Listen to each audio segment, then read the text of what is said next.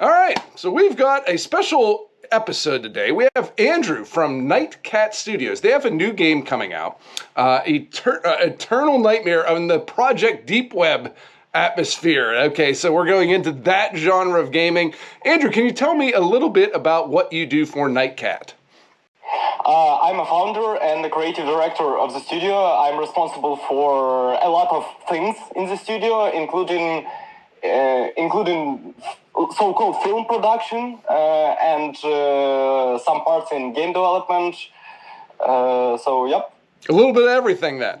Yeah. But we are a small indie studio, and a lot of people in our team handling a lot of jobs, and it's kind of funny, kind of not, but we are handling it and doing what we can to deliver the best projects we can. Awesome. Now, this is a follow-up to your 2020 game, Project DeepWeb. What made you want to do a follow-up to that game? And 6 years later, that's a while. So what was the thinking behind doing another game and making a follow-up to your first one? So initially, Project DeepWeb Eternal Nightmare was supposed to be a DLC for original Project DeepWeb released in 2020. But one thing led to another, the scope was expanding, and all of a sudden we decided, hey, let's make a second game, because this time the whole DLC is bigger than the original game. let's just make a separate game. So that's how we decided to make it a separate game. It was born as a DLC and grew into an absolutely new edition of Project DeepWeb series. Now, I've played the original Project DeepWeb. It is I would describe it as kind of like a hacking / puzzle game. Is that, you think, accurate? You do a lot of different puzzles, but there's a lot of story that goes along with these puzzles as well. I don't really think that the word hacking applies to this game. We call this genre a desktop-like. It's like desktop-like is a genre of the game which simulates the operating system of the computer, and it's mostly a text-based adventure.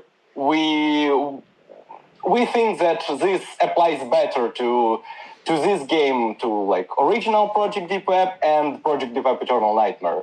Yes, it kind of had the way I would think about it, almost, it looked to me like almost like a game like The Seventh Guest, where there's a lot of puzzles and text and things involved in it, but you also get a little bit of story sprinkled in with what you're doing there in front of the screen.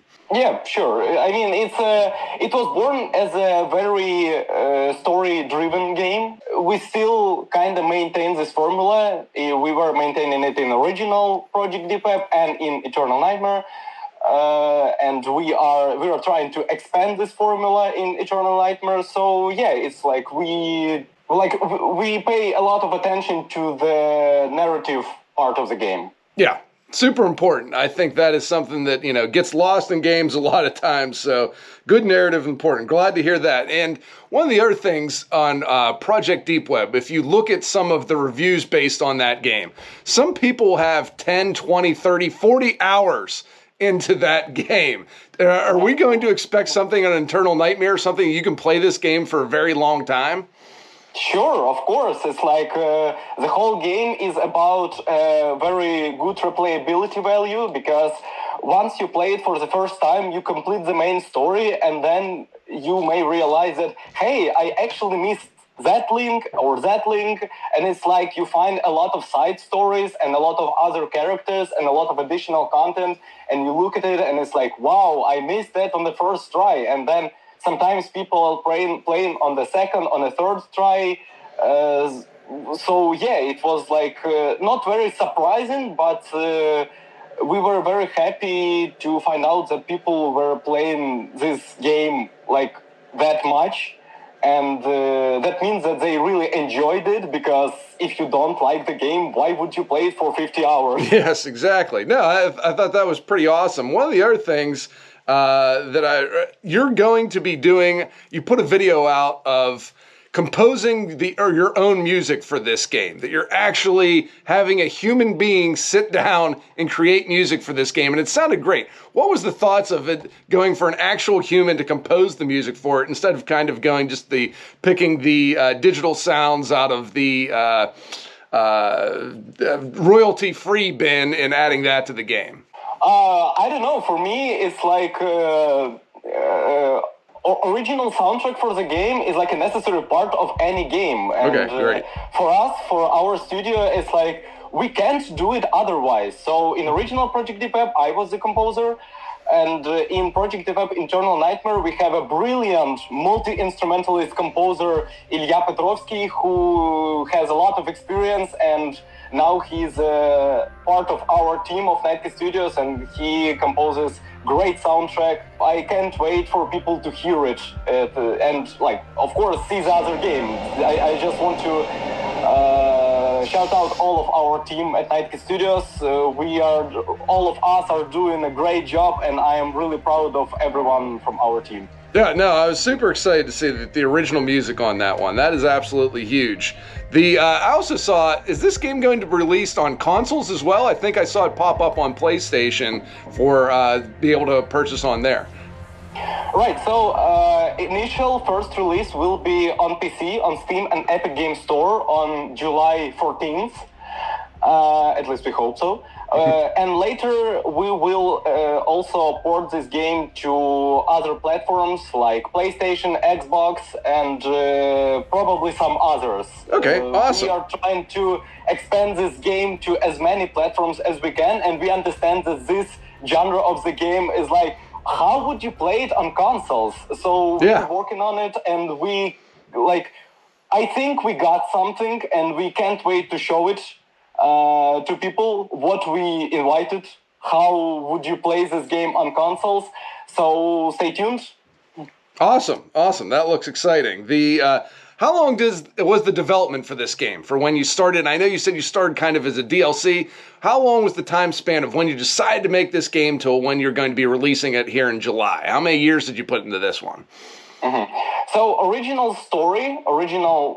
parts of the content were written back in 2020, and they were just lying in the archives for a while, sometimes expanding, sometimes something was like edited or deleted. But I believe that we started active development of the game in the beginning of 2025. So it took around 1.5 years to bring the game from we have just some sketches of the story to we have almost complete game. Well, for now I'm saying almost complete because don't want to jinx. Yeah, exactly. What were some of the biggest challenges that you had when you were developing this game?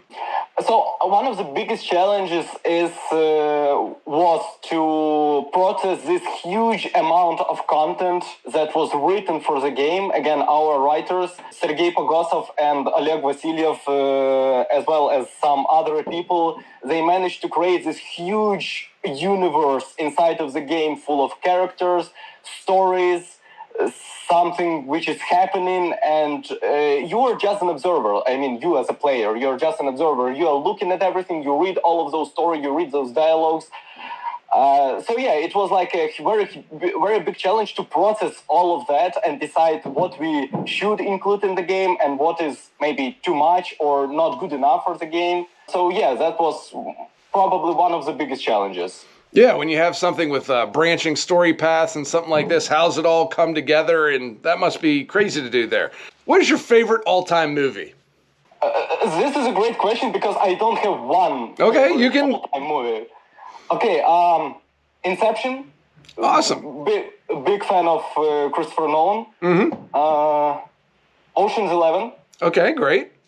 And recently, I really enjoyed The Martian. Okay, that's a good one too. Yeah. That's a different. Yeah. You have a different vibe going on there for everything.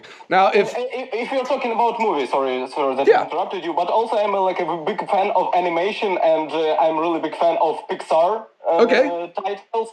So from Pixar, probably Soul is my. Oh, okay. All right. Now my daughter is 9, so I'm more of a Minions guy if I had to pick one. That's my favorite there.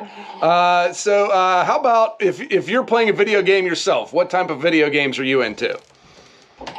I'm really into games which have some spark in it. I don't know how to explain it, but well, if you're talking about genres, probably my favorite genres are open world. Okay. Again, a huge fan of GTA series. Okay. And puzzles, especially spatial puzzles like Portal, Superliminal, something like that. We had in development the other title, Density Limited. Unfortunately, right now it's we suspended its development, but we really hope to return back to its development and expanded the game with a bigger scope. So open worlds, puzzles, and some very original, very author games like Stanley Parable, The Beginner's Guide. Oh, yeah, that's a fun one, yeah. When you released this game, so you said Steam initially and the Epic Games Store? Right. Good. Now, it looks like this one, I'll be very interested to see when you guys, if you can do this on a console release, because I've played the original one and watched the trailer for this, and it definitely looks like a PC would be required for this. So if you can pull that off, kudos to you guys, because that one would be pretty impressive right there. Is there anything else that you'd like to tell us about Project DeepWeb Internal Nightmare before we sign off here? Well, first of all, since this is a channel about FMV games, we did a lot to make sure that FMV component of the game, and by that I mean live action and CGI cinematics and the content that is in the game is on the highest level. And for me, as a filmmaking enthusiast and wannabe filmmaker, let's go with that. Okay. It was like a very important part. So we doing our best to deliver the best quality on that exact component of the game. And well, it's been a while since we were working on the game, and we are currently working. Actually, this is a new thing because we were not announcing it before. That we are working on a demo, and it will be available like in the next few days. Awesome. Don't know the exact date because currently Steam is checking on the build of the game and don't know when it will be available. But it will be available like as soon as possible. We are participating in Steam Next Fest, so awesome. Once it's available, go check it out on Steam. Awesome. Now you said you're a filmmaker yourself. What types of films are you looking to develop? Well, I can say that I am filmmaker. I'm wannabe filmmaker. I still the script of my first short film is somewhere in the deepest folders of my computer. But again, I'm very interested in the stories, like the usual stories in unusual places. Okay. So, like, we all are people, and sometimes it's very interesting to tell stories that could happen, like, anywhere, but they are happening in the most unusual, in the weirdest place and situation possible.